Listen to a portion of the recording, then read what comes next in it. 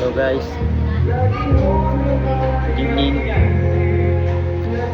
So kaya ako ngayon video kasi meron lang akong i-share. Meron lang akong gustong i-share sa inyo guys. Okay? Ito ay tungkol sa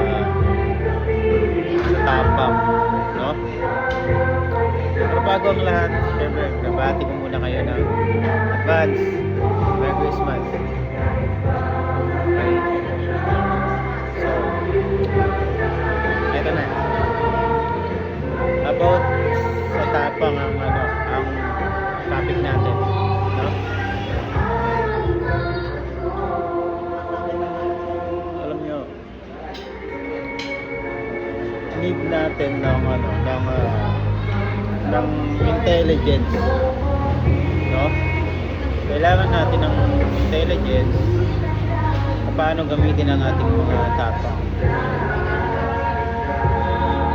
Marami sa atin, nagamit natin yung tapang natin sa, hindi ko nila lahat paninira, diba? Paninira sa ibang tao, pagtatapik sa ibang tao, diba? Na imbis direktahin na lang natin yung tao, bigyan ng leksyon, turuan, i-correct, diba? Dapat yung courage na on time dapat sabihin na natin dun sa tao na mali siya, okay? Diba?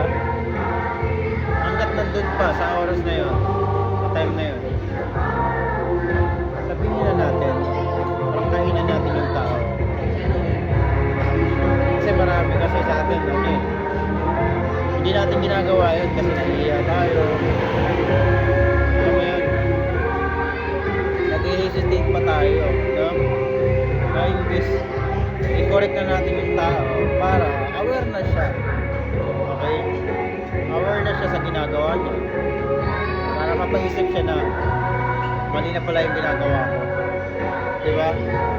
Kasi napansin mo na i-correct mo na siya. Marami kasi hindi pa nila ina-actionan, nag-hesitate pa sila, hindi pa nila ginagamit yung courage. Instead, ginagamit nila yung courage pagkatapos, wala na doon na magsasasatsat na itong taong to ganito pinagagawa, ganyan, ganito, diba? Mali dapat nandun na tayo sa oras na yun, sabihin na natin, i-correct na natin. Dapat doon tayo nagkakaroon ng courage, hindi yung tapos na i-share natin sa iba, sa topic natin siya, isaraan natin siya. So mali yun, diba? Gets mo? So wala nang sense yun.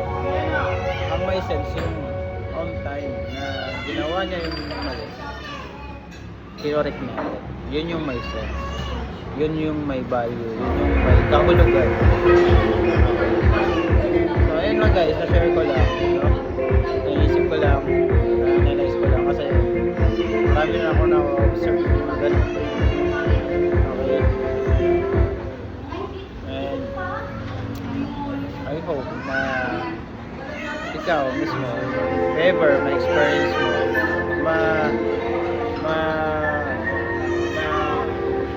maintindihan mo to, maisip mo tong sinabi ko sa'yo, or at least if ever ma-experience mo, aware ka na and magawa mo siya ng ganito,